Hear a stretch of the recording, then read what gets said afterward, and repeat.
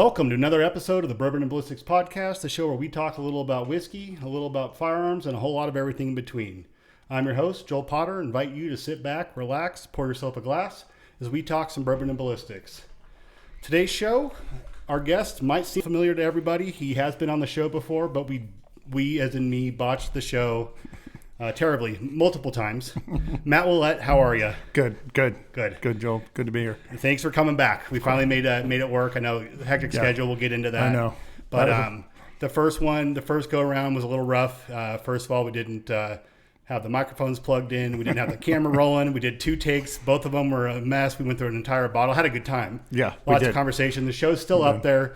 If you can bear through with the audio, just being picked up from the camera instead of the microphone. So a lot of interesting stuff. I don't necessarily want to reenact that show. I want to, but I do want to touch on some of those important things that we did talk about. Sure. Because you definitely have a lot of cool stories. You've done a lot of cool things. You have a lot of different experiences. And I'd like to kind of, try to recapture some of those. So sure. First off, let's get talking about what we're going to be pouring today. I dialed in it's the Kirkland brand small batch by Barton 1792. A lot of us are familiar with the Barton 1792 stuff seen on the shelves. This is the Kirkland branded stuff, so we should be very familiar with a lot of the notes and noses coming off this thing. Barton 1792, a little bit about it. It's a Kentucky bourbon. It's a 46%, 92 proof. It's got a 74% corn, 18% rye, and an 8% barley mash bill. And so I'm curious to see what your thoughts are on it, because I think that it's been a while since I've had any 1792, and so I think it'll be interesting to see if we get that real common taste that people are getting from it. So sure. We'll get this poured up, and we'll get to talking about it. Let's get it. So I'd already unwrapped this the last time we'd set up for you to come over, and so it's still a brand new bottle. However, no pours out of it. Thank you.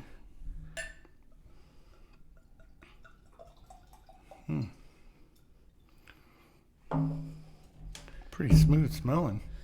It's good though. Yeah, you'll see the Kirkland here every now and again will come through with some stuff that's pretty cool. We got the small batch here. I also got the single barrel there, right. And it was gone within a day, and it was like a 4 bottle max, and it was very reasonably priced.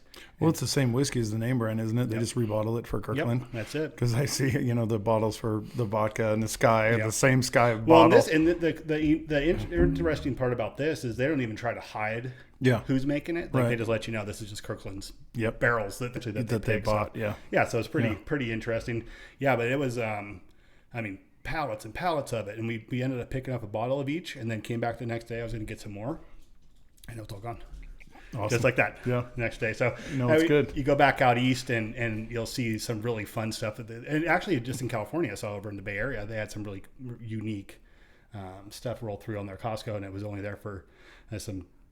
I can't remember what it was, but it was gone. Super quick. When people, bourbon hunters go and find it. Once they know it, it's gone. It's all gone. So. Well, cool. Let's get into that. Enough about this guy here. We'll enjoy this while we talk about it, but let's, I guess, kind of revisit you. Give me a little bit of your background, and let's start with, I would like to get, since it is Red Friday, I would like to kind of start with some of your military experience. Okay, a little bit. And you don't have to go into anything you don't want to, but let's just kind of talk about some of your resume.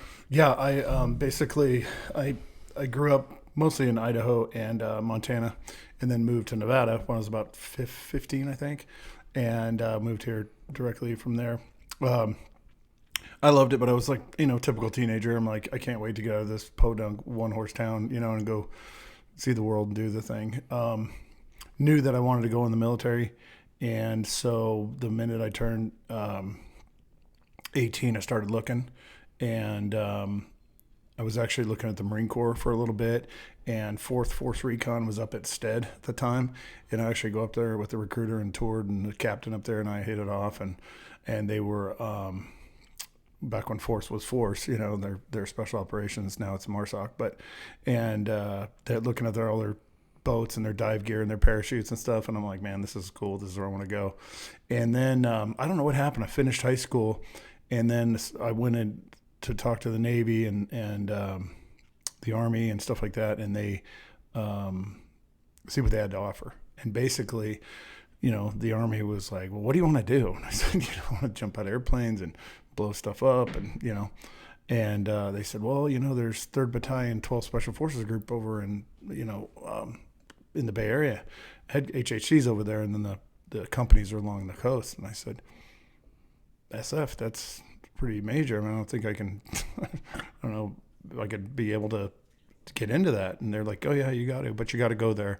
You got to test with them and talk with them and train with them, and then they accept you to come into the unit.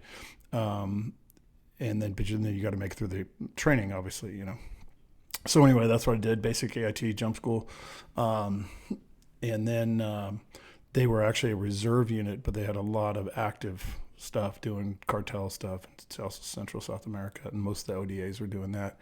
So anyway, spent, year, almost 2 years in training, and then came back and was with them. And then they were disbanded after a couple of years. After I got back, they just got moved into other units, and went down to Central America a couple times, Panama, Honduras with them, and some other places, along with 7th Group, that's their AO. And anyway, we had a good time with that. Ended up finishing out my military with the National Guard in Nevada, because I moved to Nevada. And they just basically finished up my enlistment there. At the time, I had gotten on with North Las Vegas PD, and so I was full-time there, and ended up being full-time SWAT there, and did that for a couple of years, and then wanted to get back home. Loved my job down there, being, it's 90 miles an hour with your hair on fire all the time. Mm-hmm. The crime is insane. It's super violent. I think in the late 90s, early 2000s, when I was down there, was the FBI rated it the 3rd most violent crime in the nation. Oh. And we responded to twice as many violent calls per officer with less officers. Hmm. And of course the city didn't like that, but they, it was what it was, but it was a blast. I loved it. We were 4 or 5, probably doing at least 5-6 call outs a week, probably 4 or 5, 5 or 6 warrants a week, high risk warrants, and then 4 or 5 call outs a month, different things. So It was busy, but it was fun. The problem is you got to live there.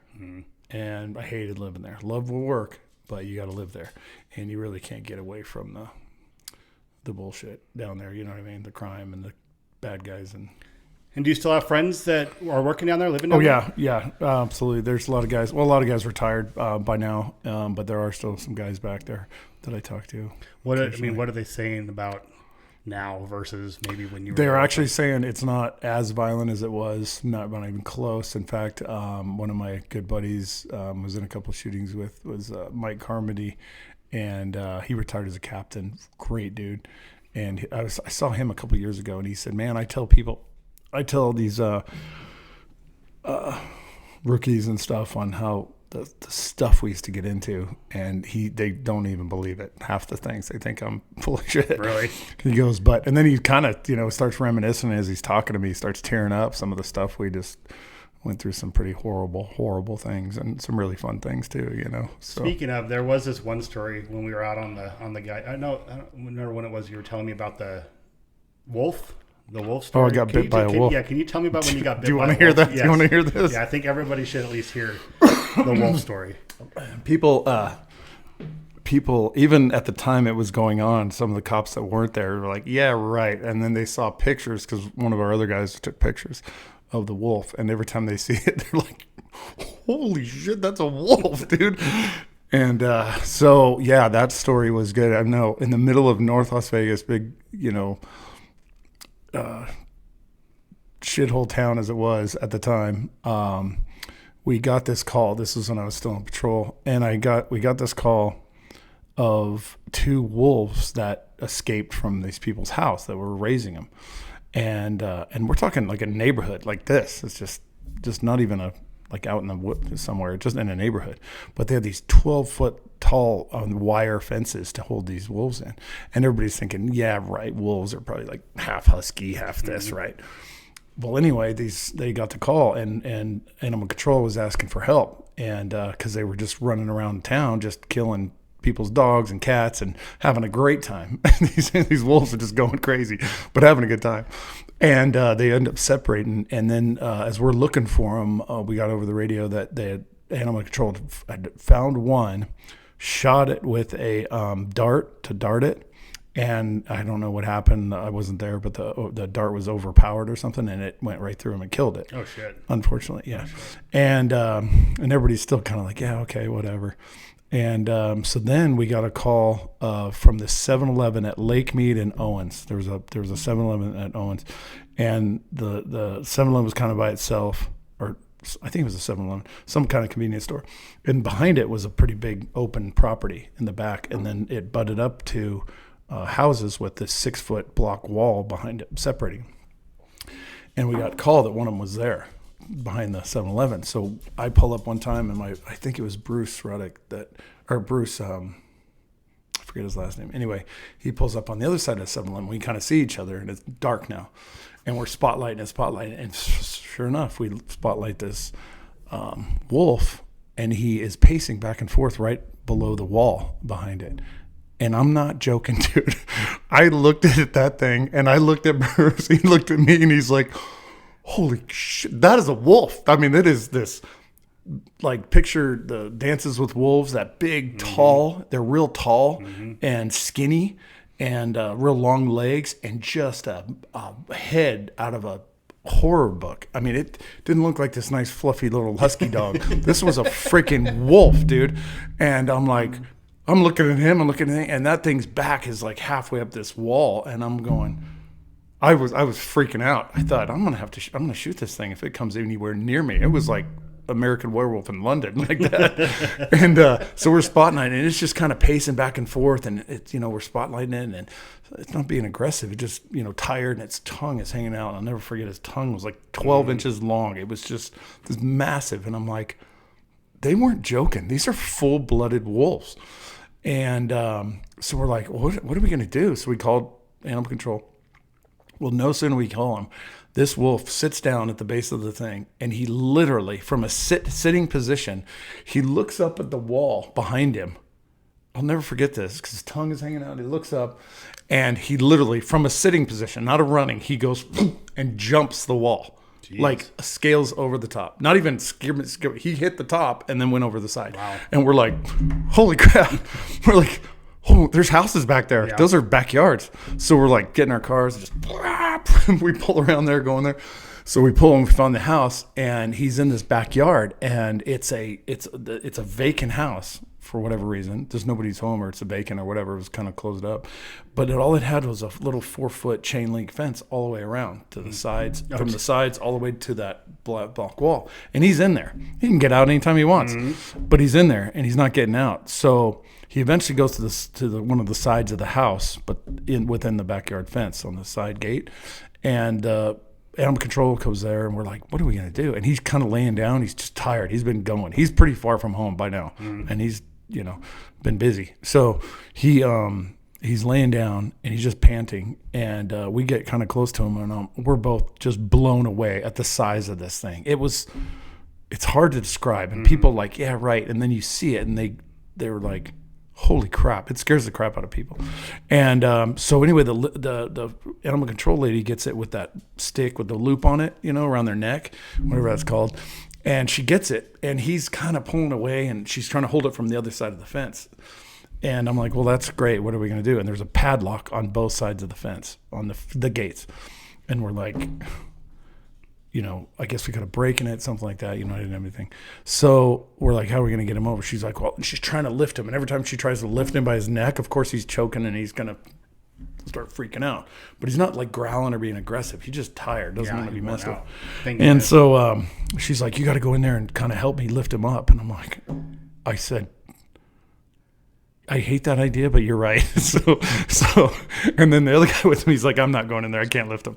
So, so I go around the fence, I jump in and I go around the house and I'm like, okay. And I go, just control his head. Don't let him turn around on me or whatever. You control him. Okay. And you got him. And they both have the stick, my partner in this. And I'm like, okay. And I patted his butt and make sure he wasn't going to freak out. And he's just kind of looking at me and his tongue's hanging out. And he's just, so anyway, I was like, okay, I kind of put my hands under his butt to see if he was going to freak out. He didn't freak out. And I'm like, okay, you guys ready? You guys lift, and then I'll lift too, and we'll set him kind of on the corner of the fence on the top, and then I'll jump over and we'll hand him over. And we're kind of lifting. I'm kind of doing a little bit slow to see if he's going to freak out. He doesn't. We lift him up. I mean, he is freaking heavy, heavier than I thought. We get him, we set him on the fence. I jump over the fence and I grab the other side. Well, as we're taking him over, they're not lifting him, and he's starting to freak out because they're pulling on his neck. And so I grab the stick to kind of help him, and I'm around his body. And you can understand, I'm reaching here and got here, and I'm still not getting all of him because he's and then he's kind of getting caught on the fence. I don't want him to rip his skin or something, And so we're trying to lift him up and over. Well, I get him over and on the ground, and as soon as I am this far from his neck, from his head. No way he's got me. Somehow he gets twisted up, and I get him like this, and I'm on the ground. And all I remember is he's like this, and I'm plenty far away from his head. And all of a sudden, he turns his head around somehow, and he basically launches onto my arm, this arm, and I've got the stick like this. And when I say he's launched onto my arm, where his mouth was here, but his nose is still out here. Mm-hmm. That's how big his mouth was. His nose is way up here. And my arm's in the back of his throat, back of his mouth. And he starts squeezing. He's not dry or anything like that, but he starts squeezing. And as he's squeezing, it feels like somebody put my arm in a vise and is slowly closing it. And I'm thinking my arm, the ulnar radius is going to snap. It's going to snap any second. So I pull my gun. I go, he's got me. And they're freaking out. And I put my gun right to his forehead, and I angled it so it wouldn't go into my arm if I shoot him through the head. And I literally put it right on top of his eye, on his head. And I said, turn away. He's biting me. Turn away. I got to shoot him. And I started taking up slack, and I'm looking over, and he's looking at me right in the eye. And he just does it. And as soon as I start taking up slack, he lets go. And I'm like, holy crap. He just I swear to God, he was giving me that look. I just wanted to let you know I could have had you. And he had me. So I was like, holy crap. And he just laid down, and he's panting and he penetrated. I had a long sleeve shirt on, and the teeth penetrated into my skin through the shirt, my uniform. And anyway, so we get him out to the animal control's truck in the thing. And somebody takes a picture, and I'll never forget, and of him right before they put him in the truck. So anyway, I end up going to the hospital. Sarge says, go to the hospital, checked out. I'm giving the hospital the story, and they're like, what? Yeah. And at this point, I'm a pretty frequent flyer at that hospital there because that job and just getting hurt. So they're like, are you kidding me? I said, I am not joking. And then they undid the arm, and they're like, those are teeth marks. And I said, yeah. And so tetanus, they give him whatever shots, and it wasn't too bad. But there was definitely penetrations in there for a long time. I can't see them. It's crazy to me, and I'm assuming that it probably happens more often than I would imagine, but the exotic pets, like people have that. Even up in Washoe Valley, that somebody's had their panthers get out or some shit like that. Oh yeah. Did you see a lot of that down there? No, but we did see, if you remember, on Cops, because Cops used to ride with us a lot.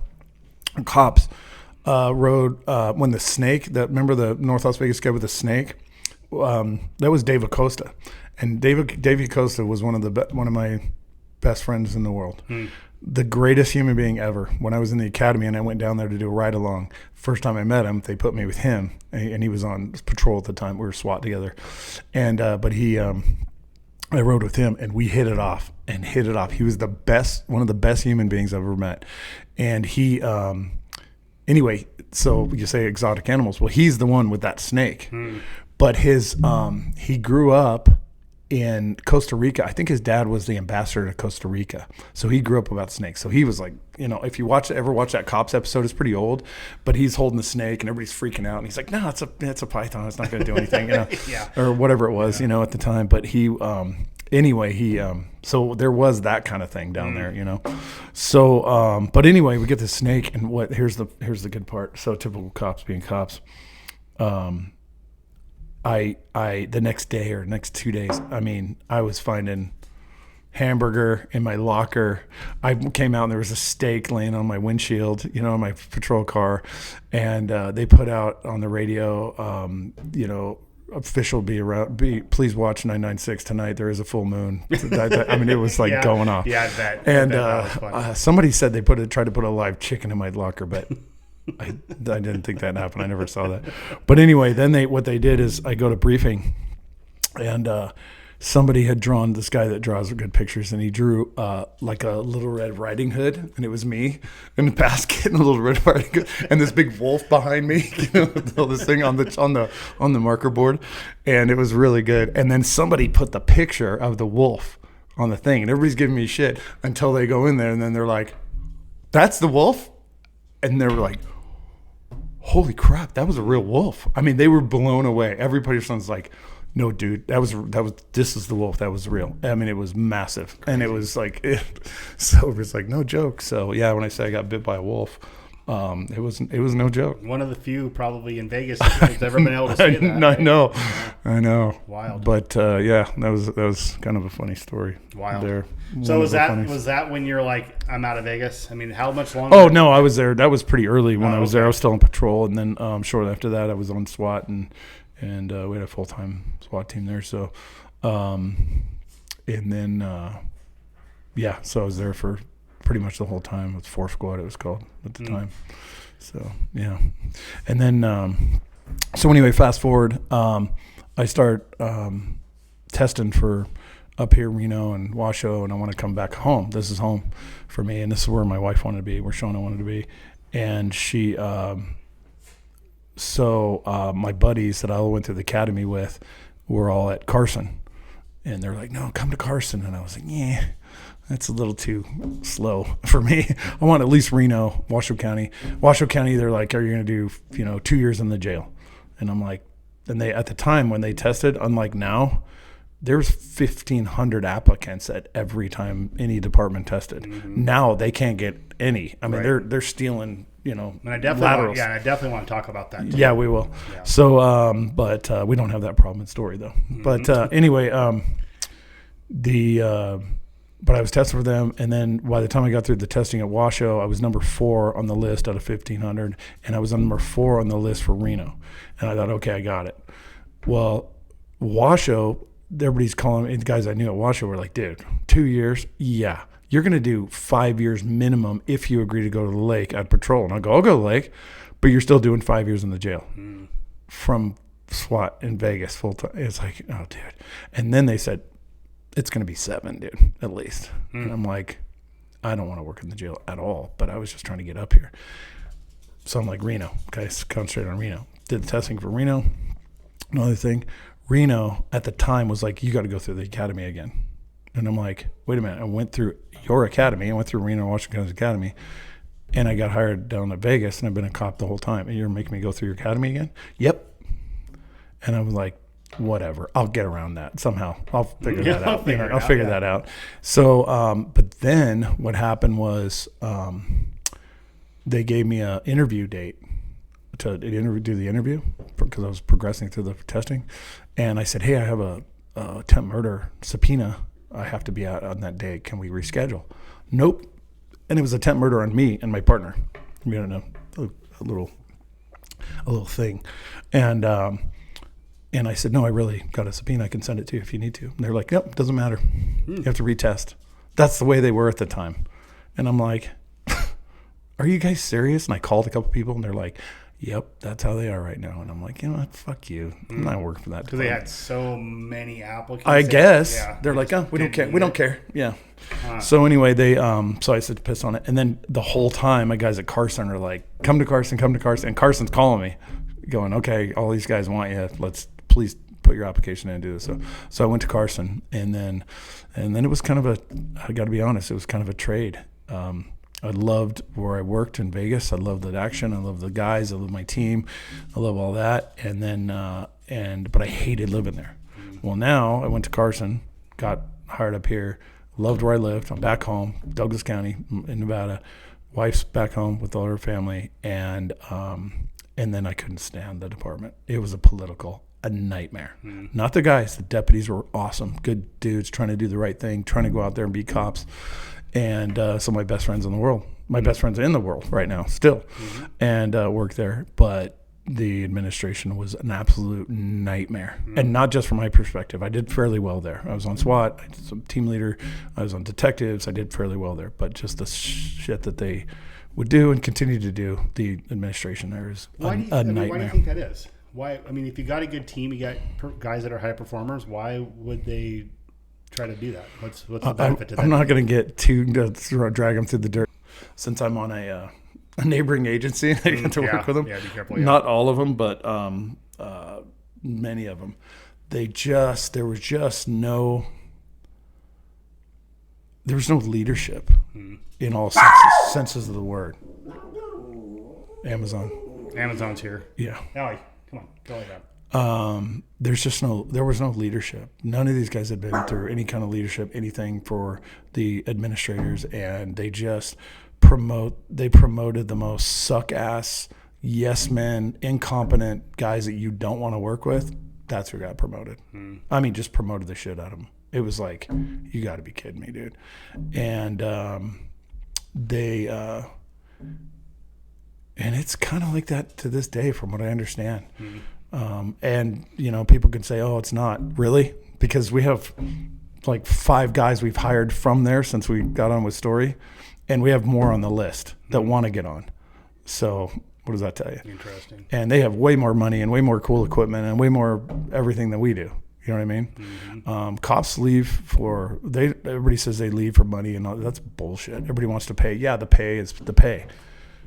But they leave because because of leadership. And when I say leadership, I mean guys, their admin has their back, and it is genuinely out to help them do their job and not to fuck them every time they turn around. And that seems to be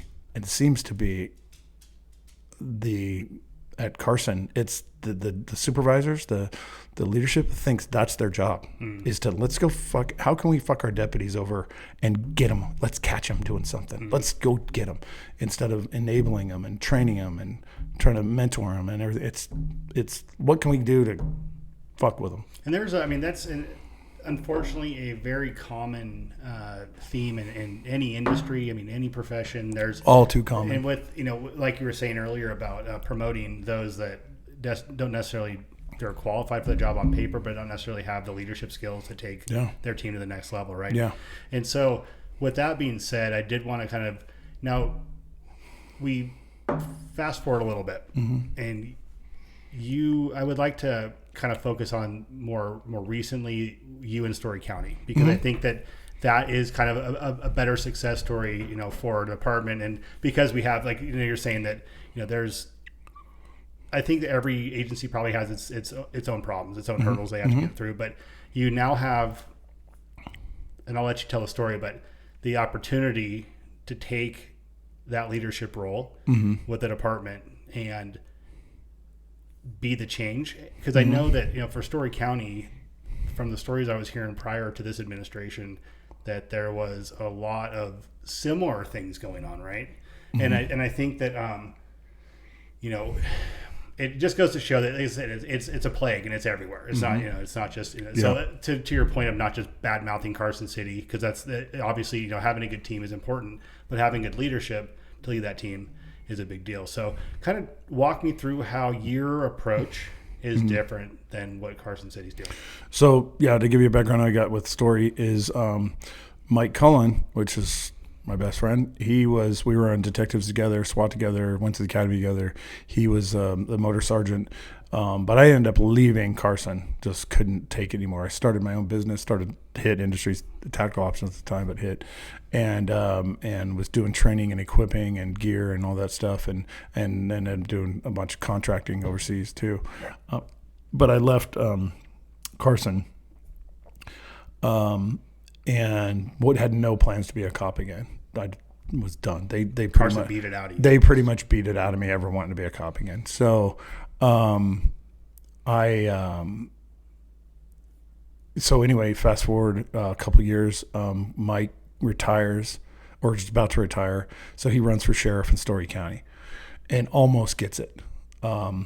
He wants to move up there. He wants to be liked for GBC. He likes the county. He knows a lot of people. He built Michelle, his wife, a bar up there. So they own the cigar and bar up there, and they wanted to be up there. So he's like, and everybody's encouraging, you should run for sheriff. The sheriff up there is the most corrupt human being we've known in Nevada. And that wasn't per me because I didn't even know the guy. But that was for every other agency that has to work with him and half his people up there. So, and then, so we ran, and during that running process, we learned a lot about the corruption that was happening from that sheriff up there. And when I say, because one of my things is Mike's like, if you hear anything, and so of course I'm going to take that. He goes, and we're not going to attack him personally. We're not going to do that. We're going to play above the gang. Well, I'm not going to do that. I'm going to dig, and I dug, and I got a lot. And I cannot believe that dude wasn't in jail, let alone the sheriff of a county in America. I mean, he had something like 11 or 15 ethics violations, ethics complaints with the state. And the state's just like, oh, you get another one and you're going to be done. You're going to another one. Their insurance company for the county threatened to cut them off because they're sick of paying his sexual harassment settlements. Oh, no shit. And they paid out, I don't know, a bunch of money in sexual harassment settlements. And that was just the beginning. I mean, it was just the stuff we were digging up. But anyway, Mike missed it about 70 votes, I think, the whole county. So he ran again the following 4 years. Well, it was 4 years. And I went off and did my thing overseas. I was doing contracting a lot at the time. And then eventually got it. And he got it last election, year and a half ago, 2 years ago almost. And part of the thing was he was like, if I get this, you're gonna come back and be my undersheriff or whatever. And I'm like, yeah, that's gonna happen, whatever.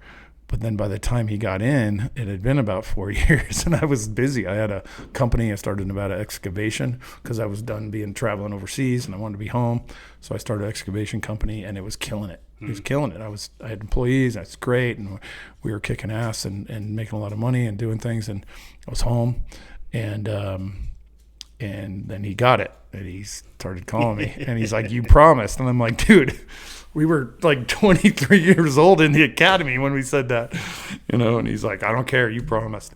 So I said, dude, I have a business. I have this, and he's like, just come back as a head of investigations, show these guys how to do investigations and all this stuff. And I've got about a list of about 5 really bad guys that I really want to get that did stuff, not to him because they were prior to him getting in, but the prior administration didn't do anything about him. And he's like, I want these guys caught. I got about 5 cases. Some of them I have no suspect, but I need you to solve these cases. So he said, you're come in, head of investigations, and you just do that and work your own hours when you want to work and do your thing, but make it happen. And so that's what I did because I was doing most of my time up there, but I still had my business. So I was back and forth, but I was still running cases.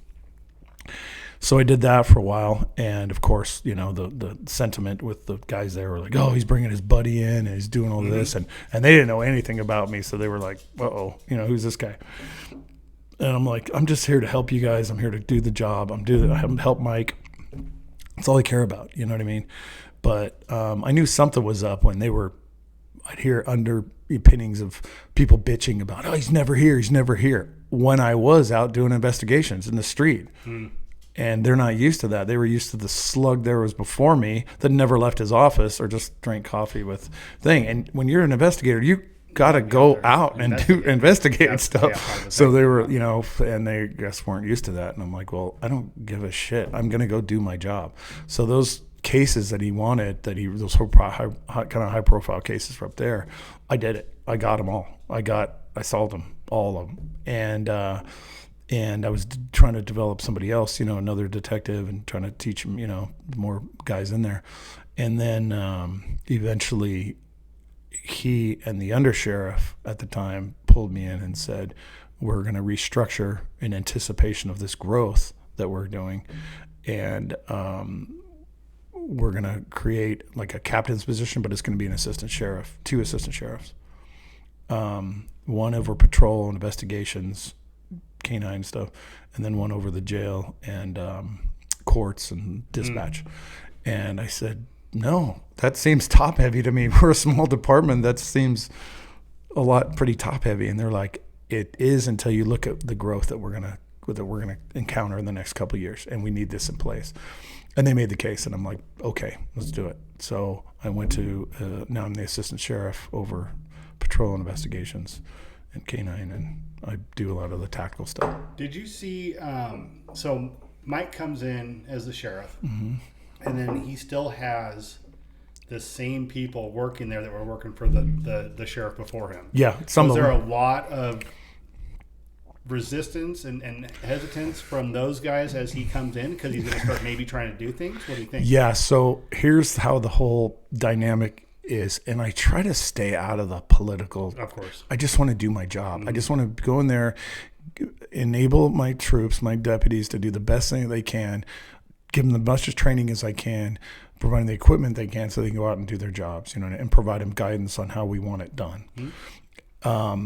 I felt so bad, and still too, on the amount of neglect and training and lack of training that a lot of those guys that were there during that previous administration got, and the direction and the way they were treated, the screaming and the yelling that they were telling me about. I'm like, I don't scream and yell. I think that's a weakness in leadership if you're screaming and yelling. Now, if it's a life and death thing, I get it, but there's no reason to scream at somebody. Everybody's there trying to do a good job, trying to do the right thing, trying to be good cops. And if they don't know what they're doing, you as a leader have to own that.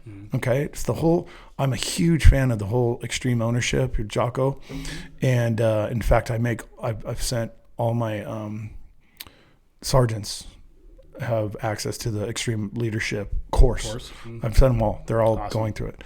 And and I'm like, if they're lacking, if they're not doing their job, it's either because they don't know what to do, which is 90% of the problem. But they're not out going, screw you, I'm not doing it. You know what I mean? None of them are not. They were all trying to do the right thing. To back up, there were people there that were there through the previous administration. And a couple of them were promised positions by the previous, if they won, including my position, including the undersheriff's position and all that. And the idea I think Mike had was me being undersheriff, but we had a guy, Sergeant Eric Kern, that had been there for a long time. And I can't say that I said don't make him undersheriff, but Mike made the right decision in making him undersheriff. He's had his issues with screaming and yelling because that's what he's used to and that's what he was doing, and we kind of had some come to Jesus about that. Now that I'm in charge of my troops, there's no more screaming and yelling, And but I've grown and he's grown, and I think he's one of the best guys, and I think he's in the perfect position as the undersheriff. He's my boss, my direct boss, and we disagree at times and stuff, but I think he's in the right position. I love him now, and but there were people that were promised positions with the prior administration that obviously didn't get them. Even more so up there's a lot of people are related to each other in the county that work in the county and other offices. And when their person didn't get in as undersheriff, assistant sheriff, there was pushback. And I don't know if they're used to the corruption. It's almost like, and maybe I'm interpreting it wrong because I try to stay out of it, but they're so used to the corruption maybe from the last administration, they expected it out of us, and we have given them absolutely nothing. We don't do corruption. There's nothing corrupt about us. Mike and I our goal is to just better the community and be a safer community and safer for the deputies and empower them and enable them to do their jobs and do them right. and I honestly, that's my thing. I'm not doing it for the money. You know what I mean? And everybody's like, oh, he's your buddy. I'm there to help my buddy be successful, but that's the way I'm doing it. If those deputies are successful and they're happy and they're safe and they're trained and they're doing what they're supposed to do, that's my goal, period. And I don't care what anybody in the county thinks, believes, whatever. We are literally there to try to do better and make it better. And we have. I mean, I can't tell you. Not only did people follow Mike from Carson, deputies, we've had at least a few deputies that left under the previous administration come back. Oh. And they're now working there. And now we've got where we were down, I think he had half. When we took over the administration, there was missing half the department, maybe more than half, because I don't know what the numbers were then. But I know we were down a lot, and now we are completely full, and I'm kicking rocks and blowing snot bubbles all the time because I want more. I want a couple more guys. And also, we have a list. That's the thing. That's what's tempting, is we have a list of laterals from other agencies that want to come over. While all these other surrounding agencies are hurting for people, we have a list of all their people, a lot of their people, and we're full. What does that tell you? Right. Because they've heard that what we're doing, because we back our deputies, because I'll back them to death. You know what I mean? If they're wrong, if they're right, and and if they're not, then I own it, and we got to train them, or fix it. You know what I mean? Give them the tools and absolutely, yeah. and I honestly care very much about all of them. I really do. What's weird, what's really cool, and is it does seem to have the drama within the department between deputies, between supervisors. I mean, there's personality conflicts all the time, but they usually get over it and everybody's fine, at the end of the day. But it's not the drama that you get two people together that have a personality conflict, you're gonna have problems. Yeah. So I don't know. It just seems to me that everybody's genuinely wants to get along and do the job and just do a good awesome. job. They really do. Everybody there. You know what I mean? Now, do we push? We push. I mean, we do. In the year and a half we've been there, we've gotten all new cars, new trucks. Actually, we got new Chevy trucks, PPV trucks, when they were driving mom and pop Dodge Durangos around that were beat to shit. And that's what they were driving around. And with equipment that didn't work. We have all new radars in there, we have all new shotguns, all new rifles, we have all new gas masks, helmets, active shooter kits, body armor, first aid kits, new, like I said, vehicles fully outfitted, everything. We've got bikes, like bike patrol bikes, but powered bikes. We've got side-by-sides. We've got a whole OHV program. We've got side-by-sides, dirt bikes, all this stuff going on, and bottom of equipment and everything else. We've revised some of the policies and how we do things and radio procedures and things like that, and they've all been positive, and we've had positive results. I recently tried to go to 410s, a schedule. They're working 312s right now, and everybody wanted 410s. I tried. We're not there yet personnel-wise to make it work effectively, so I had to kind of pull back on that, which kind of pissed me off. But you'll get there. Yeah, we'll get there. Yeah. We'll get there. So we're just not there. But yeah, we have we have a canine program now that we never had. We have some really good investigators and investigations now. We've made some big cases, solved some big cases. And it's just everything's going right. When I'm sitting in meetings and Mike, the sheriff, and the undersheriff are bitching about problems and this problem and this problem, and I'm looking at them going, okay, I'll take these parking problems all day long. You know what I mean? Yeah, you know? that'll be fine. Yeah. We don't have problems that I've seen in other departments. You know what I mean? We don't even close. You know what I mean? And what's nice is that we, as a department now, because I feel like we've taken control of the department and of the county, crime-wise. We've made some pretty significant warrants, like warrants at 3:00 in the morning, bashing doors in on dope houses that haven't been hit ever in the history of the thing. And they've been slinging dope for 20 years out of there. And we hit them hard, and we made a statement. And Mike's, that's what we wanted. Make a statement. Okay. And we did. And we're basically the statement after we're done and when everybody's in handcuffs, it's like, if you continue your shit here, we are going to do this again. And we're going to bash your door in and then 3:00 in the morning get you out of bed naked and zip tie you and you're going to jail every freaking week. If you don't like it, stop selling drugs or move. Go to a different county. And go to a different county. And I'm telling you what, dude, every time I get done with those and I'm doing that. I'm planning them and I go in first. I plan the mission. I go in and do it just because I have more experience than everybody else there. It won't always be. But they, when I'm out and I remember, I'm taking off my equipment every time we've done a raid, I'm taking off my equipment afterward in the street on my truck and putting it away. And I have neighbors come out going, thank you. Thank you. Thank you. Tell the sheriff, thank you so much. No one's ever done that before on this house. And they've been slinging dope out of there and they bring the riffraff and they do this and stolen property and crime and all that. And they thank us.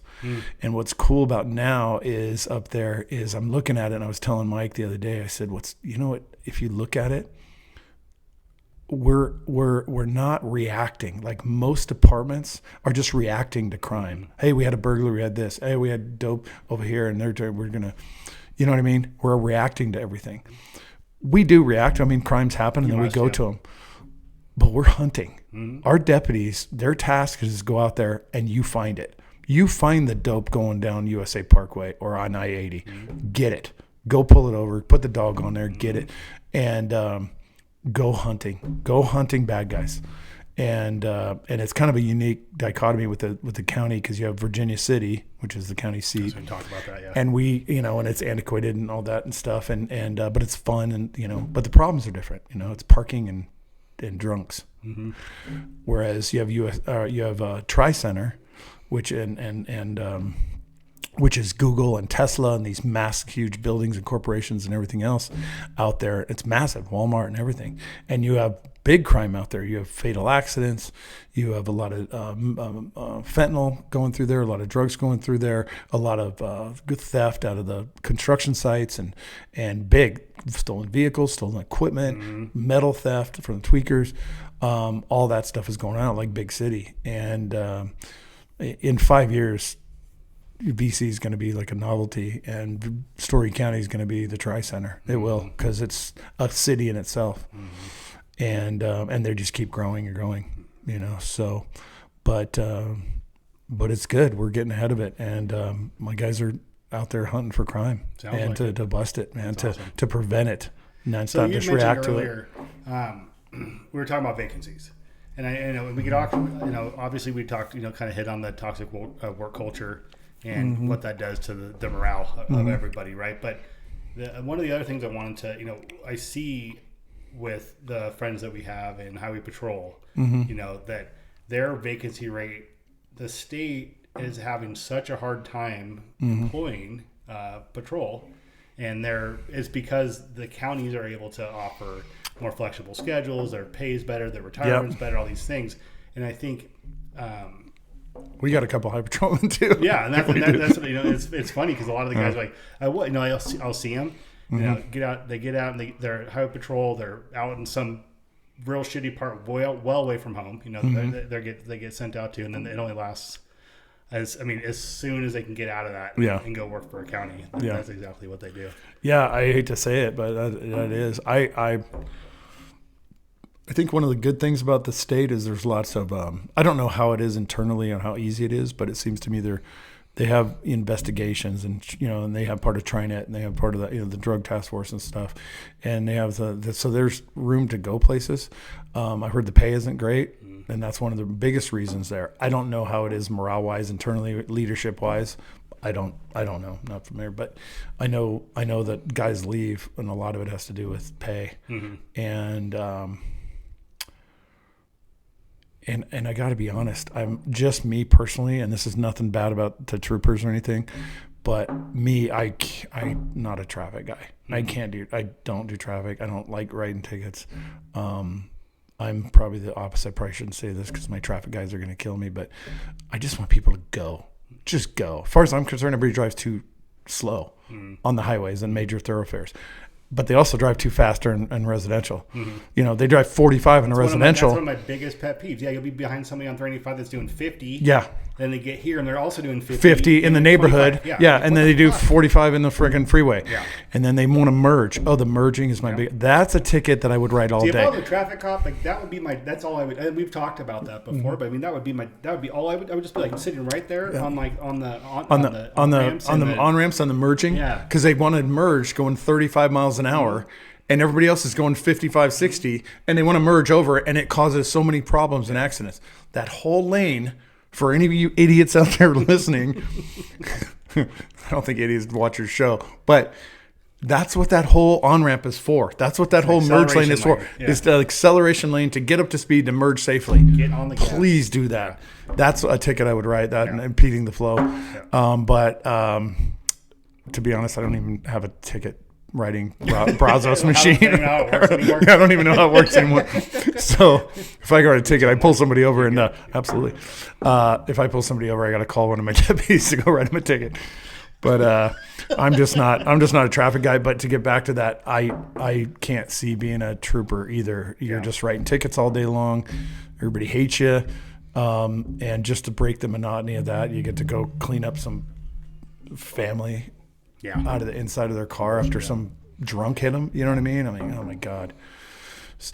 So anyway, but anyway, they all do, but they're good guys. The troopers that I know have been great. They're awesome dudes. It has nothing to do with the character of the officers out there. That's for sure. It might be the job and the pay. Yeah, it's just not. It's interesting. I know that I can't remember who I was talking to, but was talking about. It might have been Paul, but was talking about getting away from NHP to go to Sparks PD, because it was like it's a lot closer. I don't remember what his route or whatever was, but is a lot closer. And then the pay was substantially more. And I don't know whatever happened with that, but I just thought it was interesting because same jobs, and it's I guess it's true in everywhere. I mean, especially when you go like from county to state. I mean, it's all a little bit different, and all the different things. I did want to talk. I kind of jumped the gun a little bit because I wanted to talk a little bit about you. I met you through. You gave me my first. Took me through my first class for my CCW. Oh yeah. And so you were doing. So I want to talk about HIIT Industries. Okay. Because you basically introduced me to concealed carry, and you also did a lot of TAC med stuff, and. Is that okay? Yep. I saw it was my undersheriff, so I had to make sure the world wasn't coming to an end or something. So you got HIIT Industries, and you did some TAC med stuff, and I just want to kind of get a little bit of background as to give me like how HIIT HIIT started and all the classes and all that. HIIT started out of a company called Tactical Options that I started, and I just transferred over to HIIT. HIIT is high intensity tactical training. HIIT, HIIT Industries. And what it was it was basically the company. I was doing a lot of contract overseas, mostly in Central South America, some in the Middle East. But I was training a lot of police and military in those countries. But I needed a company to do that under. Because at first I was getting invited by just people, that I knew down there, like in Salvador or whatever.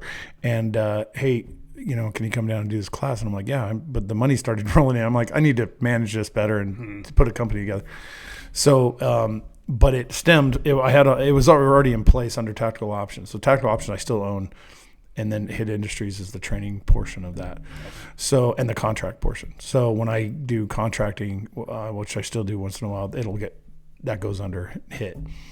So, in HIIT, we did gear, equipping, training, kind of the same thing as the Army did. We go to foreign countries, you train, equip foreign units, and get them up to speed, and mentoring and things like that.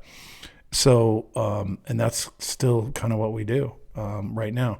In addition to that, I have a civilian portion of that where, because I'm home and people are like, hey, can you teach me, my wife, how to shoot? Can you teach me how to shoot? Hey, can you come into my house and teach me how to defend my house if somebody breaks in at 3 o'clock in the morning? Hey, can we do this? Hey, we want a tactical medical class. Can we do that? I get different entities asking about that. Excuse me. But I also taught tactical medicine, like you said, for 16 years with International School of Tactical Medicine. And International School of Tactical Medicine was basically when HK Firearms, they had a huge training division, probably when you were younger than, but they had a huge training division. They were the standard for the world for training, all tactical training. Firearms, it all based around HK, obviously, but they were a huge training division, and anybody that was anybody went there, and they were instructors for training. And when they had a few too many accidents, I guess, and they closed their training division, they started a company called, oh my God, where does it go? I can't remember. I'm trying to think. Anyway, they did some offshoots. Well, during that course, that a guy named Dr. Lawrence High School used to teach at HK, the tactical medical portion for SWAT guys, for medics, paramedics, doctors that were attached to SWAT teams as medics. And they taught them, he taught the cops how to address medical issues, and they taught doctors and medics and stuff how to be tactical, so the same thing. Well, then when they disbanded it, Doc took the school. It was based in California and Palm Springs, and started International School of Tactical Medicine. And he was teaching all over the world and doing all those things. I ended up, when I was with Blackhawk, I went to their course to evaluate it to see if that was something we wanted to, I guess, support or market or whatever. I don't know, I can't remember what it was, but I went there and loved it. It was great. And I was asked to come be an instructor from day one, first class. And they had a 2-week class for medics and docs and stuff like that. And then they had a tactical lifesaver class for cops one day. And then they had a rescue task force class for like fire personnel going into an active shooter type point of injury care. So I taught there for like 16 years and all over. And it was great. Doc was great. The doc has since passed a couple years ago, a heart attack. But he was on the SWAT team. He was a medic for SWAT for Palm Springs forever. And I asked with his permission, I said, hey, I've got agencies, in my area that want it and this and this. And he's like, yeah, no problem. You know what I mean? Not to take his curriculum. I don't use his curriculum, obviously. I said, but I teach my own class, and because I taught for him for so long.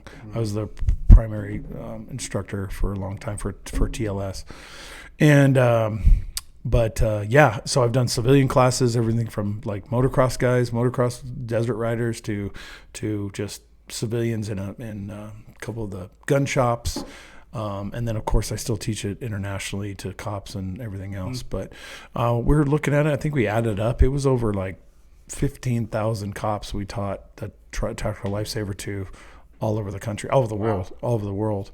And it's a really super good course. And it basically is that course, I think, is the most important because it's for cops. And the premise is basically you and I on patrol, 3 o'clock in the morning, and you get shot in the chest. What do I do? And I'm not here to fix you, but what do I do to keep you alive until you can get to definitive care, until I get you to the ER? What do I do? Oh, he's developing a tension pneumothorax. What the fuck is a tension pneumothorax, and how do I fix it? You know what I mean?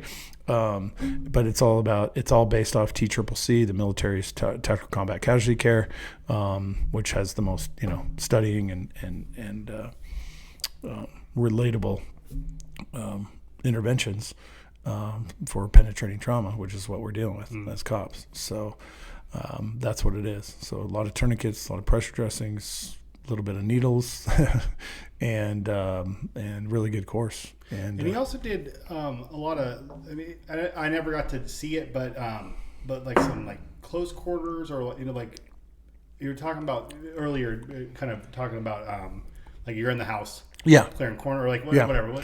I mean, we taught CQB forever on how to CQB close quarter battle, but where it translated over to the civilian side was like I get people that just said, hey, I'm what happens if my wife is home and I'm working graveyard or whatever, and what does she do if somebody breaks in the house? What does she do? I mean, and everybody, and this is what I hate this whole how do you call it, like theory, like, well, you could do this and you should do this, and hey, you could shoot them, just make sure you're not carrying your TV out and all this bullshit.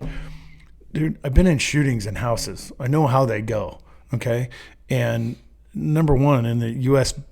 building, U.S. buildings and houses, they don't stop bullets. I can tell you for a fact. I've been shot through a wall and shot people through a wall. So when I'm very practical about it, and I mean, I get into it. I get people in their house. I lay them in their bed in their living room, turn off all the lights, and go. Somebody's breaking in your house right now. What do you do? And they get up. I'm like, what's going to save you first, your phone or your gun? If somebody gets in, okay, get your gun first. Get it ready. Get a light so you can, whether it's on the gun, identify your target now. But don't sit there and try to get on the phone and hold your gun and do all this other shit. Dial your phone, put it on speaker, lay it on the bed, do whatever you got to get cover, and call 911. Start giving out your address, start going out. The dispatcher's going to be on there and like, what is your dog's name and how many cats do you have and all. I don't give a shit about that, okay? Just protect yourself first. They'll be on their way. If you say somebody's breaking into my house, I have a gun, blah, blah, blah. But where do we do that now? And then people are like, well, I'd get up and I'd, search and do all this stuff. Okay, that's fine. I don't maybe advise that. But say you do get in a shooting in your house with a bad guy and he's shooting at you and you're shooting at him. He misses, you miss. They go, where are those bullets going? They're going to that wall behind you. Oh, what's that wall behind me? Oh, it's the nursery with the baby sleeping in there. You know what I mean? So when we talk about angles, it's all about angles. And that's one thing you really, really stressed upon in the both the classroom and the practical in the CCW class. I mean, it was for me, just getting into concealed carry. It was a lot of information that you were having us digest, and I think it was one of those things where you're hoping that you never have to use it, but the practicality of all of it, because obviously now it all makes sense, Gypsum drywall does not stop shit, right? You could do a lot of things, and it's the insulation, if it's insulated.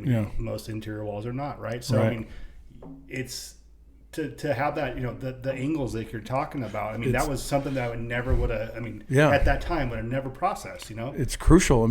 You come out of your room here and somebody's breaking in there. You get in a battle right here. Brody's room's right there. Or, is it Bree or Brody's? Right. Brody's room's right here, right? Those bullets are going through there. That's something you got to be concerned about. Not even as far as they would go. They probably would. Oh, they'll keep going. The closets to the kid, the next room. Right. So, and it has. I've seen it. I've seen, the crime scene where the rods are going through the walls, and I've got shootings that I've been involved in, and they're just rods everywhere. And you're like, what? That bullet went across the street through my wall. Yeah. So it's things you got to think about, because you are accountable for. It's not like the movies. You're accountable for every round. If you get in a shooting in your house, and maybe you were justified in shooting, but you missed and killed the old lady next door. Yeah, you were justified, but still, that sucks. Somebody's got to be accountable. Yeah, that's horrible. Or a little kid next door or something. You know what I mean? So, and that's where I'm big on the realistic training and this is how things really happen. You know what I mean? And it's not fun. You know what I mean? You really got to think about these things. And it changes your whole perspective. So we're big on, hey, maybe I come all the way out here and I get over here, you know what I mean? And I just hold my ground and call 911. I don't go searching around my friggin' house. If they want to steal shit, that's fine. Let them steal shit until the cops get here. But they don't get past this last point of demarcation. Nobody gets past me to my family who's in the other rooms, period. But I'm not going to go out looking for it. Right. You know what I mean? If you had the ability to save shots fired, I think like at that point, like if they could, it's a fucking TV. Is it worth your kid's life? Absolutely not. Right. And I would just, that's to like, as Hollywood depict it, like you would go out there and John Wick the fuck out of this guy. Yeah. Right? You think, but in real life, it's like, I mean, is it worth dying? Is it worth your kids or your wife dying? No. A lot of times it's not. No, but you get to a certain point, you plan it and say, this is where my point. Yep. Nobody gets past here. And I defend to my death here. Anything out here you can have. Nothing behind me. Yeah. You know what I mean? So, and that's kind of the whole premise what we go off of. You know what I mean? And then we're big on, and I have a couple other instructors that teach with me and travel with me and stuff. And one of the biggest things I teach, whenever I teach at the department, at the sheriff's office, whatever, everywhere I teach, I literally, and I really put this into, beat this into the brains of the other instructors. I said, some guys go to training and they try to soak up everything you do. Some guys go to training and they're just like, oh my God, I'm just going to sign in and leave. They don't give a shit. It doesn't matter. You want to give the best product you can. And here's why. That guy, and I've had it before, a person in that class can leave your classroom and drive home, and all of a sudden he sees an accident, a horrible accident, and somebody's going to lose their life because their limb is hanging off or whatever. Or they go to work and they get in a shooting and they get shot. What I've taught them, what I've ingrained into them, I don't expect them to retain 100% of it, but before they leave, I make sure they know this much, that when they leave here and they get into the most horrific thing of their lives, that what I've taught them, is it going to work? Is it going to work for them then? Because I've seen some people teach some off the wall shit that is all theoretical. They've never fired a shot in anger in their lives, never done anything, never done it for real, and they don't know.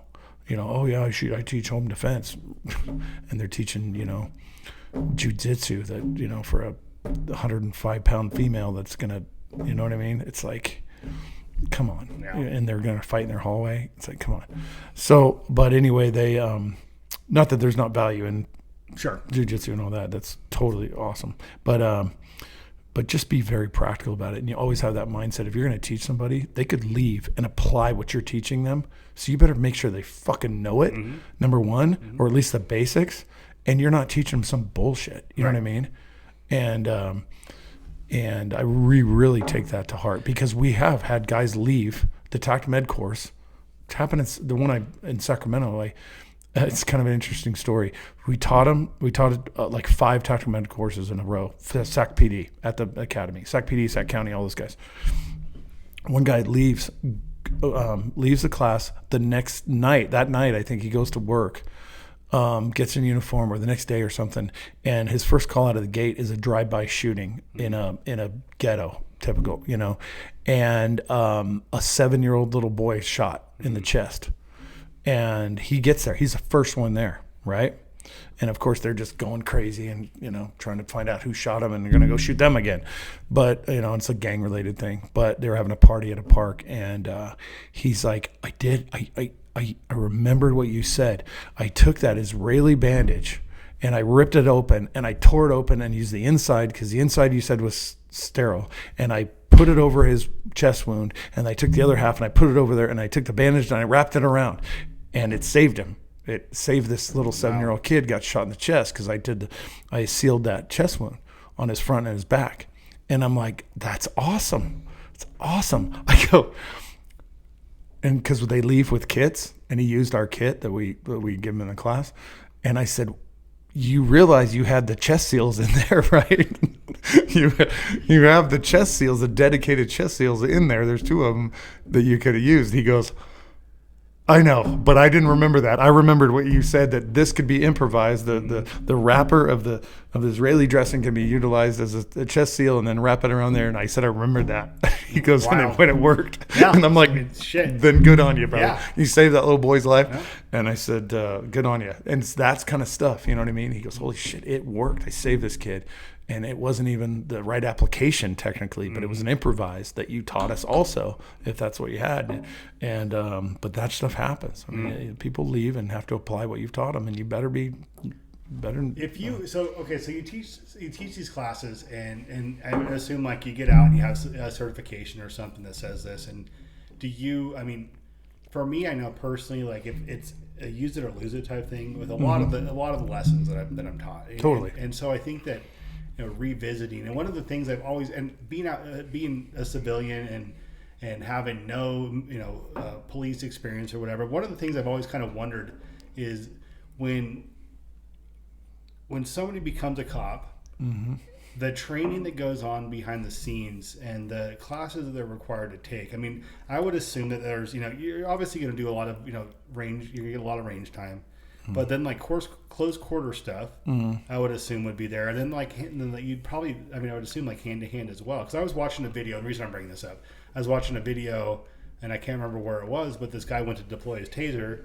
on this dude, and he ended up closing in, like he had a knife, ended up closing like almost 30 feet on the guy.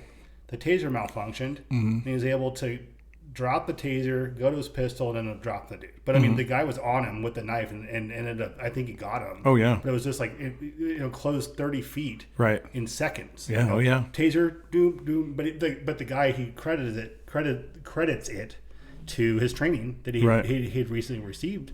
He was able to go, fuck, next. Yeah. And then just like but so I guess it's kind of a long question, but when you're teaching these classes, what is your recommended revisit? Like how often should they be practicing this stuff so they do remember that stuff that they might forget? So with law enforcement, when you're talking about specifically for law enforcement, most states have a requirement. They have to have so many hours of this and so many hours of this and so many hours of this every year. And we do. It's a post mandate. My biggest thing, and that's fine. That's great. It covers everything from cultural awareness to canines to defensive tactics to shooting to whatever.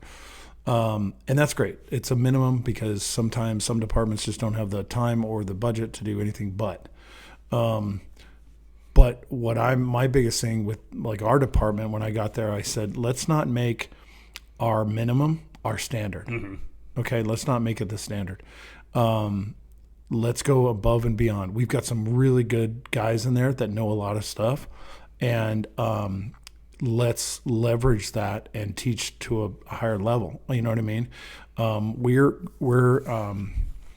I have the ability to do a lot of force on force stuff, which is like simunition, but force on force, and which I think is the most invaluable training. You could be a freaking, dead nut shot on the range and putting small holes in paper targets, but you put yourself against somebody in a house that they're going to actually hit you with something that's going to hurt, and things change. Things change, attitudes change, tactics change, everything. So I think that's reality-based training is one of the best trainings you can have, and I'm an instructor for that, so that helps. So we do that, and then we've got some really good range master guys that take it to the next level. They're not just basic, here's your qual. They always set up the qual, and then they're like 2 or 3 other drills, things that do, everything from a little friendly competition, plate racks to whatever. And they do training, you know what I mean, like that. We do some CQB stuff, just movement drills, 2-man, 1-man, 2-man, 4-man, 6-man element training, how to move through a house, how to cover each other, how to attack doorways, how to do whatever. And so we do that, but you can't, like I said, law enforcement, there's a minimum standard, and a lot of departments, that's all they put in is the minimum standard. And I don't want to see that at us. I want to go above and beyond, and I want to make it practical. That's my biggest my biggest thing about training is let's make it realistic. Okay. And what I mean by that is like one of the first shootings I was in, we were just searching a house, and it was literally, I think, adding up the businesses, we did a couple of businesses, a warehouse that night, another house. We did like 4 or 5 searches that night, and here I am cutting a pie around a door in a bathroom, looking for a dude, and he's in there with a .357 and shoots me. as I'm breaking the plane of the door. You know what I mean? Cutting the pie. And I shoot him right back, and then it's game on.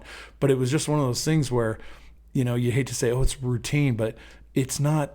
It's rarely happens when you got 6-8 of your freaking bros.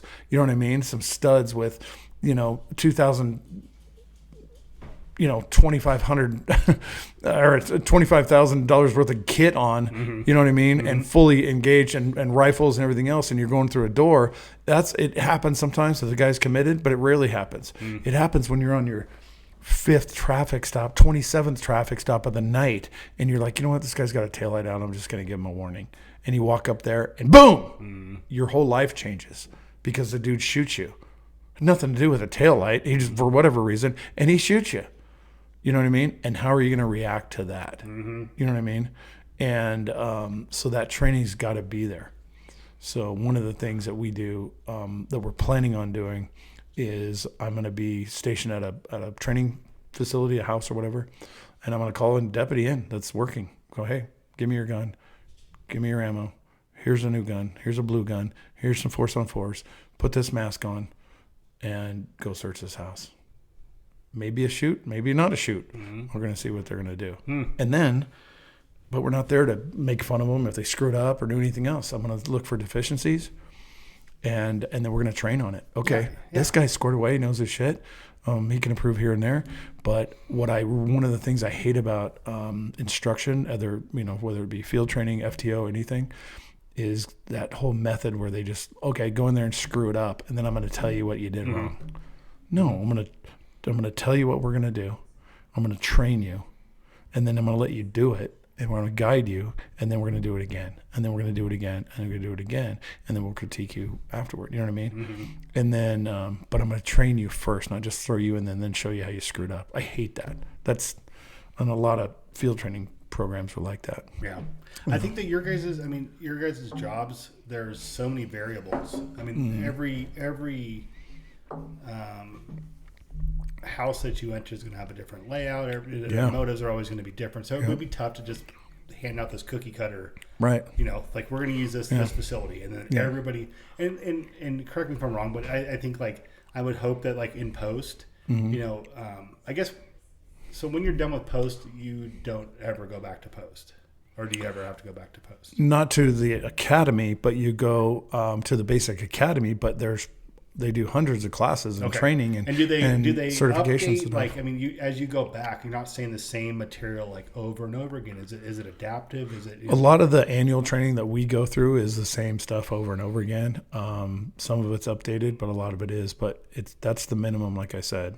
We have to do that to maintain our post credentials at post.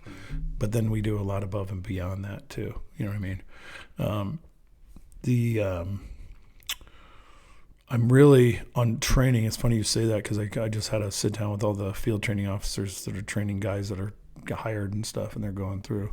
And again, I'm big on ownership. And I said, from the time that guy gets sworn in, and we swear him in, and I hand him a badge, you own him. And I want you to take responsibility for that person in everything he does, or they do. Could be a woman, whatever. And what I mean by that is, everything he screws up, it's not him, it's you. You own that. You know what I mean? He's going to screw up and he's going to do that. Sure. But instead of berating him and stuff like that, train him. And it's so much so that I don't want him to go to the next phase and then go, I've never been trained on that. You know what I mean? I don't know. And instead of that FTO going, oh, you should have been trained on it. You should know this. You're in phase 2. You're in phase 3. You should know this. He probably should. And he either forgot it, wasn't trained on it, whatever. It doesn't matter.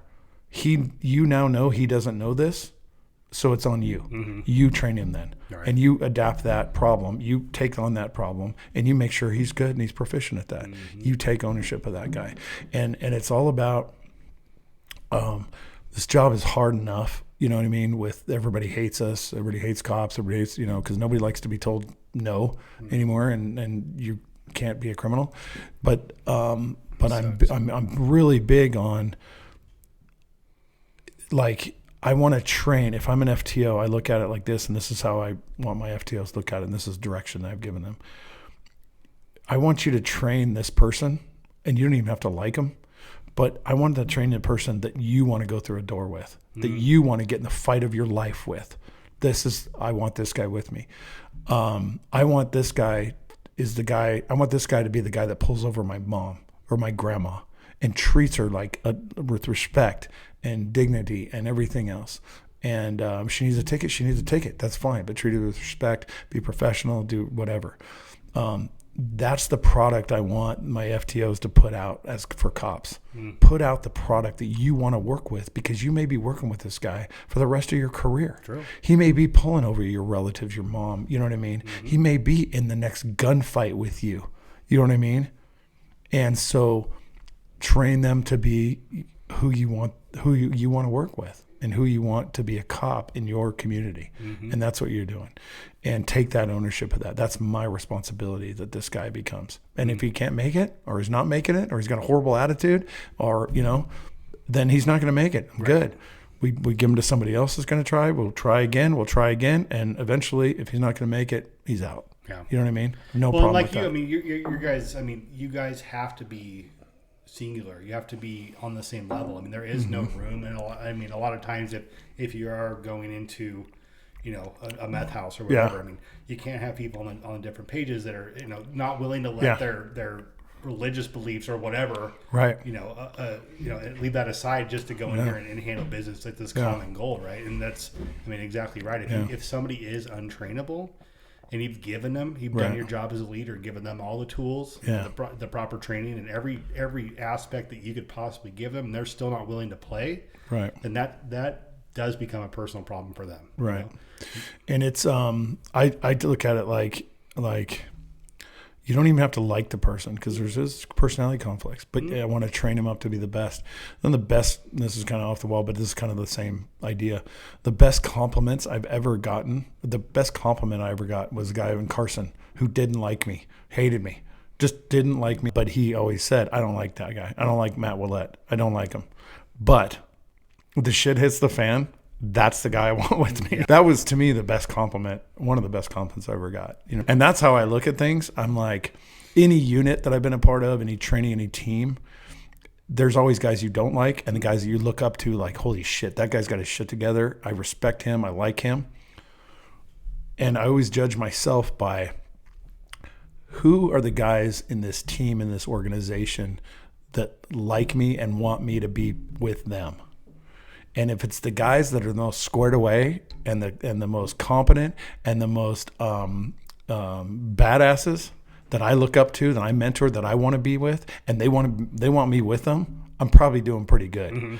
If all the guys that are dipshits and that are cowards and that are freaking, backstabbing ladder climbers or whatever, they don't like me, I'm okay with that. I'm totally okay with that.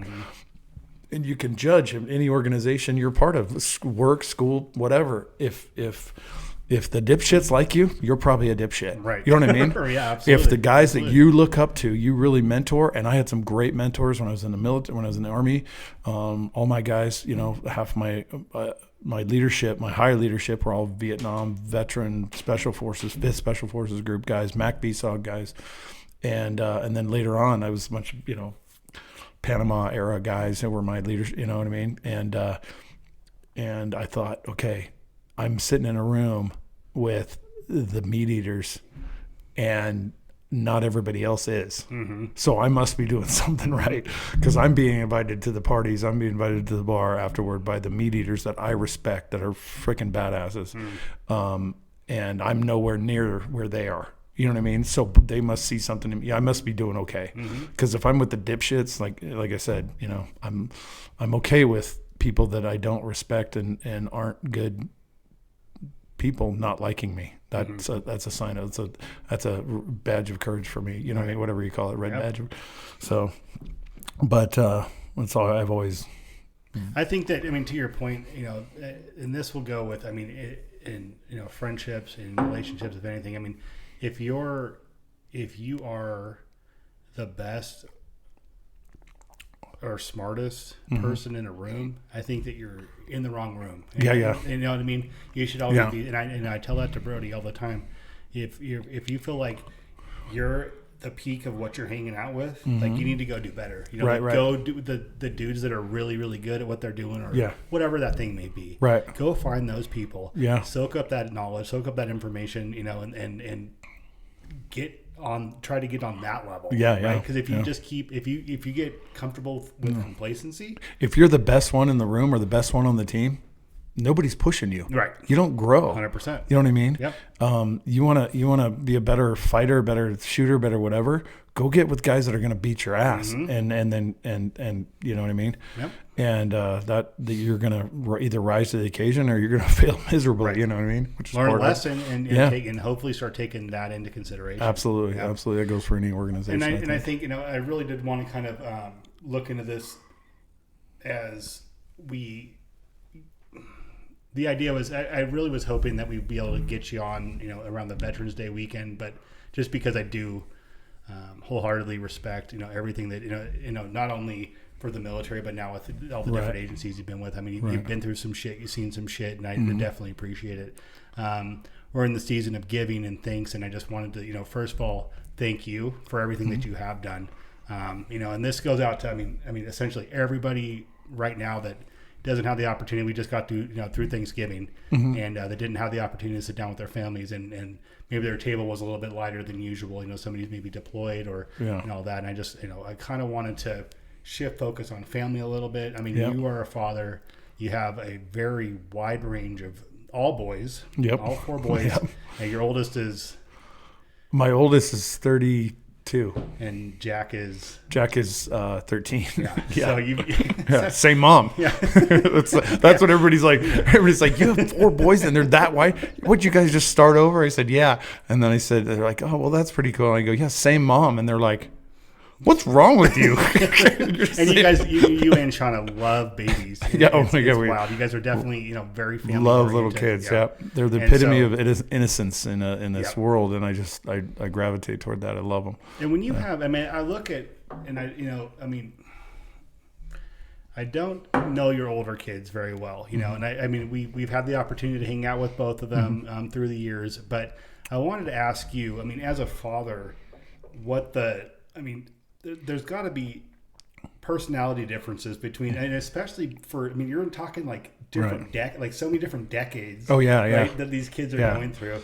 Yeah. And I should preface that my older son is from a previous marriage, but he's knows no different. He doesn't know any different. Yeah, he's awesome. He's so cool. He's laddie. Yeah, he's awesome. For Christmas party last year. Yeah. Right? Yeah.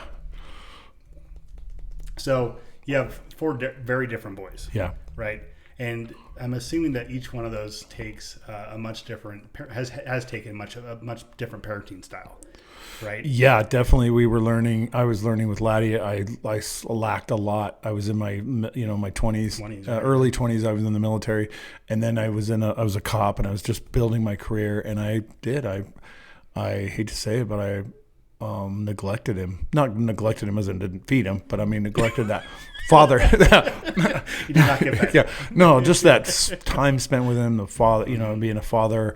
I was still out for myself. You know what I mean? In those years, and what's really weird about being a father again after I'm 30. Well, he's 35 now or so, and then is. You are such, I hate to say it, but you are such a better parent having kids later in life because it's not, at this point, it's not all about me. You know what I mean? It's about them. And I almost feel bad. I do feel bad. I feel bad every day. I feel guilty with Laddie, and I feel bad with, with Landon. And I was there for him a lot, but I was gone a lot. Most of their lives, I was gone.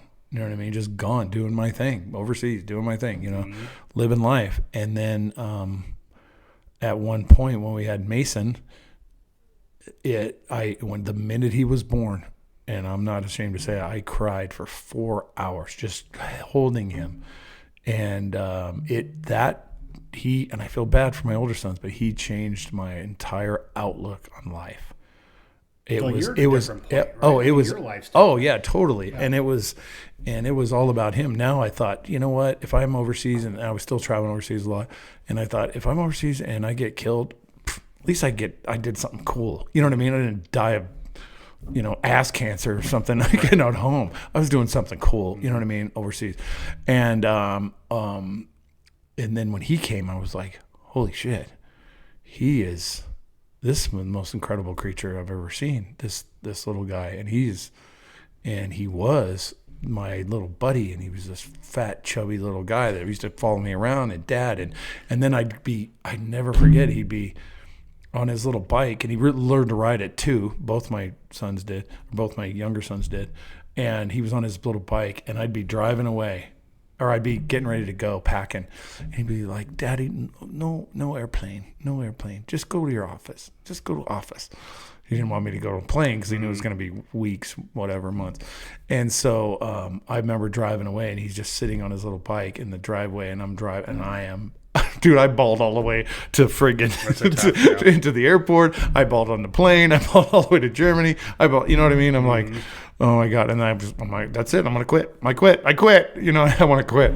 But he changed my outlook. And then I'm thinking, well, I get killed. And then my wife's going to get together with some dirtbag that's going to raise my kids. Screw that. You know what I mean?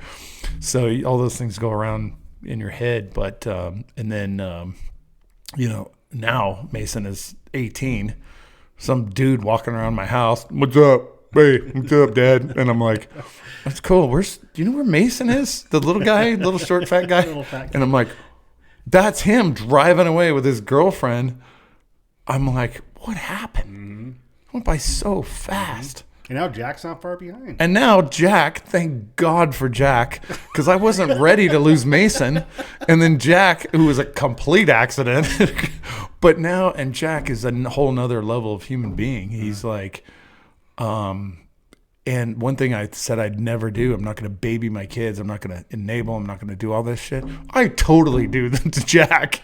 I totally baby him. I enable him. He is still my baby. He's 13. And he is just absolutely the most pure, most innocent soul I've ever met in my life. He just is, oh my God. He breaks my heart. He just breaks my heart in a good way.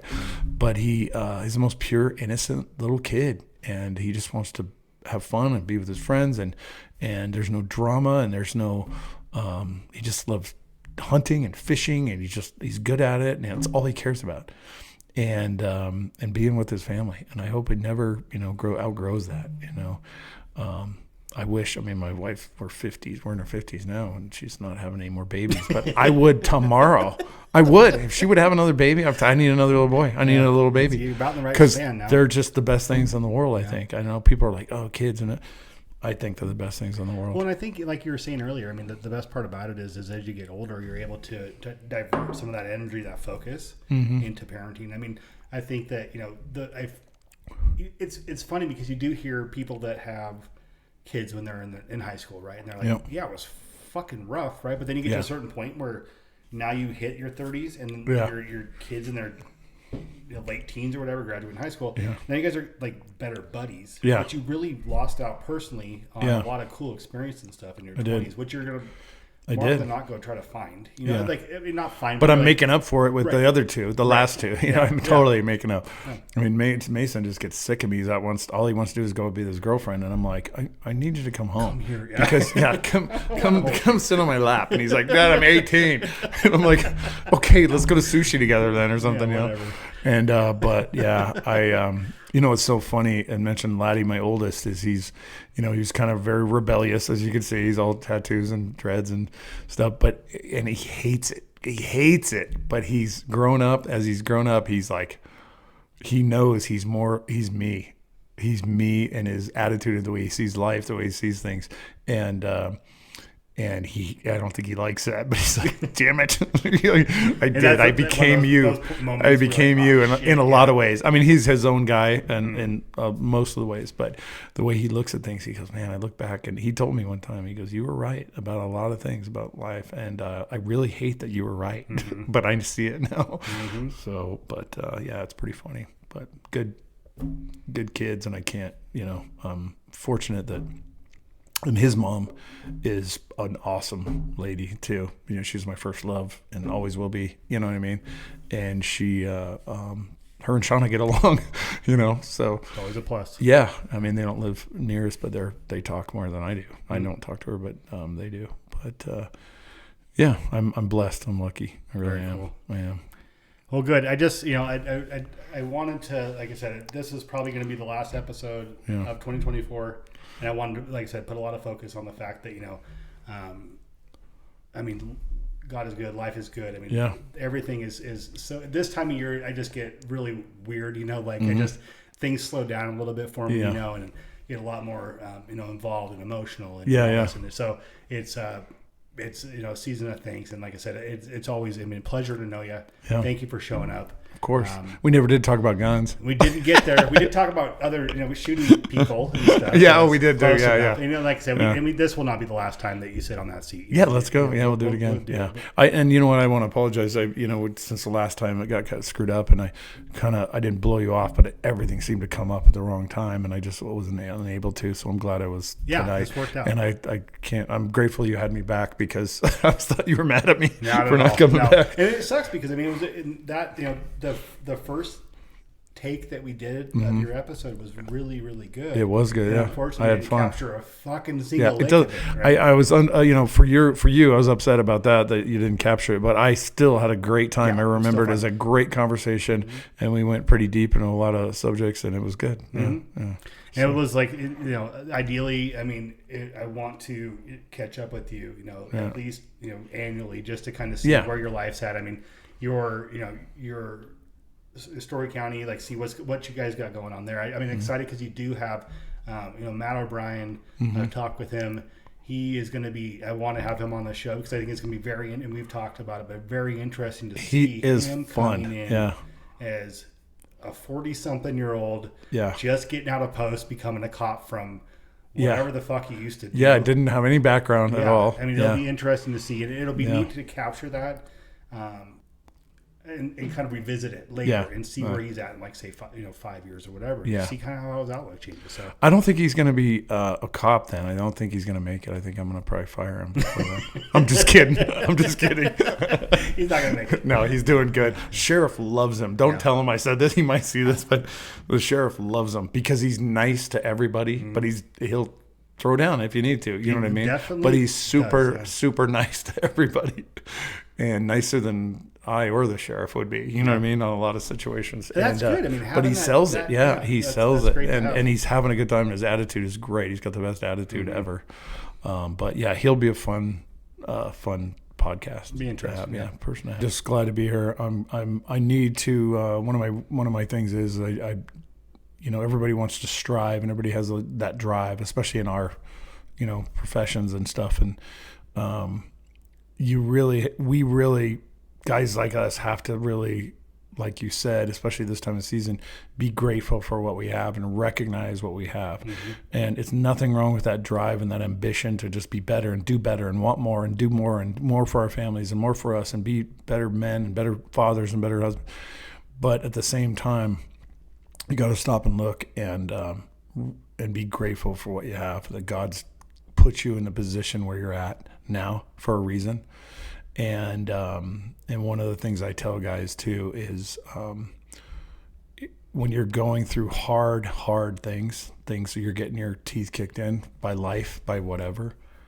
One of the things I've learned in my as I age is that while it does suck, what you really have to look at is there's a reason for this. There's a reason, and you may not know it for the next 2 hours, 2 days, 2 months, 2 years, but eventually you're going to be like, oh, that's why I had to go through that. I did not like it. I don't have to like it, but now I see why I had to go. And everything, divorce, whatever. When I got divorced from my first wife, I was like, I wanted to jump off a cliff. I didn't want a divorce. I did this, and it sucked because I thought, it could have worked out. And now I look at Shauna and I look at the boys and I'm like, exactly see, why. Now I know why, so that I would encourage people, even when you're getting your teeth kicked in. And a lot of it, I believe with us, guys like us, is we are hard-headed. And sometimes God needs to kick you in the nuts to get you to change direction. Hey, dude, you're going in the wrong direction that I didn't intend for you. You need to lift and shift. And if you don't, on your own, I'm going to make it uncomfortable. And if you don't, then I'm going to kick you in the teeth. And then you were like, okay, why am I going through what I'm going through? Okay, let's, take a stutter step and stop and go, okay, why am I going through this? This sucks. I don't like this. This is horrible. But there's a reason. And I may not know or like that, but there's a reason. And that'd be my advice, to just recognize that you're going to figure out why you're going through what you're going through. 100%. And you're going to be better off. Okay. But I just ask that if you come to Virginia City to party, just don't pee in our streets and be an asshole. Have fun, because you will go to jail. So awesome. That's it. Well, and for me, Joel Potter, Bourbon and Ballistics. You can find us on all the socials at Bourbon and Ballistics. I wanted to thank you all for tuning in. This has been a fun episode, Matt. Thanks again. Of course. Again, happy holidays, everybody. I hope that you get to spend the time with your families and appreciate what you do have. Please like, share, comment, and do what you can to help us beat the algorithm. Trying to tailor it to the firearms industry is always tough on social media. So any help we can get is always appreciated. Until next time, I'm Joel Potter, and we'll see you on Bourbon and Ballistics. Bye. Across state lines with hillbillies and guns. It's been a hell of a ride and a whole lot of fun. They gave me many names down there in Dixie, but the man